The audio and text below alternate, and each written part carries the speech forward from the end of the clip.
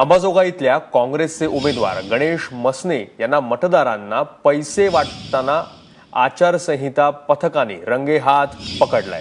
नगरपालिका निवडणुकांच्या पार्श्वभूमीवर हा सगळा प्रकार सुरू होता। काँग्रेसचे उमेदवार आहेत गणेश मसने। अंबाजोगाई शहर पोलीस ठाण्यामध्ये गुन्हा दाखल झालाय। गोविंद शेळके आपले प्रतिनिधी आपल्यासोबत आहेत। गोविंद, अधिक माहिती काय?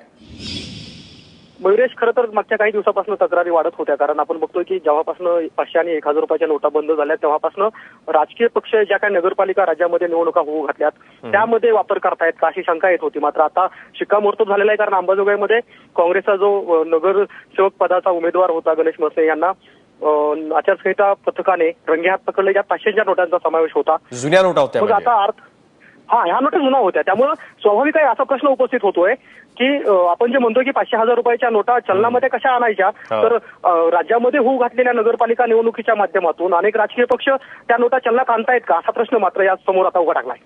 बिलकुल, तो प्रश्न आहेच आहे। धन्यवाद गोविंद, तुम्ही दिलेल्या माहितीबद्दल। त्यामुळे मतदारांना पैसे देत होते हा पहिला गुन्हा, आणि दुसरी गोष्ट म्हणजे खोट्या नोटा ज्या रद्दबातल झाल्या त्या नोटा हे वाटत होते अशी माहिती आता समोर येते आहे।